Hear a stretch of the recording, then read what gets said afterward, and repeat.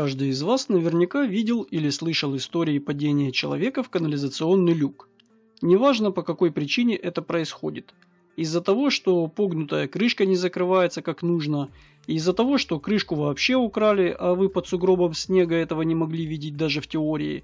Даже если потому, что вы вообще на дорогу не смотрите, а смотрите по сторонам. Истинная причина не в вас, а в том, что какой-то долбоеб придумал делать место для люка посередине дороги. Я уже не говорю про бредовые идеи всяких маразматиков делать крышки из пластика, которые под постоянным действием ультрафиолета в лучах солнца, а также сезонных перепадах температур, меняет свою структуру и просто крошится. На него-то и на новый, даже я сравнительно небольшого веса, когда становлюсь, чувствую, как он прогибается. А что говорить, если на него наедет огромный груженый грузовик? А если даже не грузовик, а легковушка, но на большой скорости? Помню, когда в Киев в начале 2000-х приезжали пилоты Формулы-1 и победителей какой-то акции катали по городу на специальном двухместном болиде, то люки асфальтировали. Очевидно, что это очень большая проблема для низких и быстрых машин. Но это не только им, а всем проблема.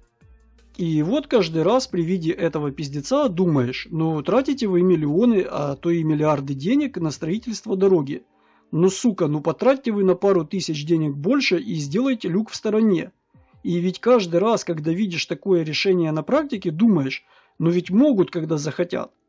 И ладно бы сказать, что проекту с люками на дороге уже миллион лет и улица сформирована. Но ведь можно же при реконструкции сделать умнее и сместить канализационный люк максимально к обочине. Но нет. Даже если это многомиллионный парк, в котором гектары земли и газонов, то люк обязательно нужно втулить посередине тротуара метровой ширины. И если не имеющая внешних визуальных подозрений крышка вроде бы лежит правильно, то это еще не значит, что все в порядке и можно смело идти.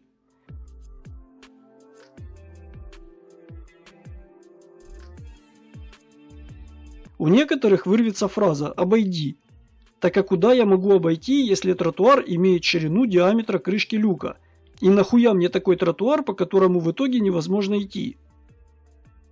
И это все при том, что этот люк проседает и портит асфальтное покрытие, и вокруг него почти всегда испорченный асфальт. Про случаи, когда люк не вровень, а торчит над поверхностью, как ступенька, даже не вспоминаю.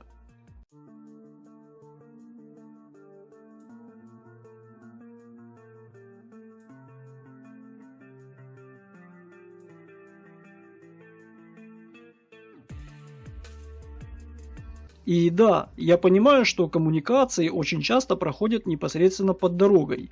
И часто больше негде их пустить. Вопрос-то не в этом. Коммуникации пусть себе проходят. Но почему вход в эту канализацию нельзя сместить с тротуара на газон? Вот какой вопрос. А самое интересное это то, что я думал такое только у нас. Но оказывается и в развитых странах также. Откройте тайну такой гениальной конструкторской мысли.